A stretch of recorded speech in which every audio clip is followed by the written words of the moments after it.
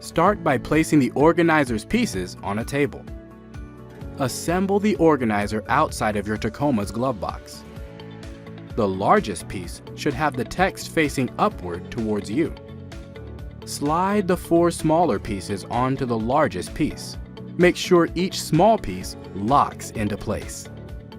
Align the slots of the remaining long piece with the 4 attached smaller pieces.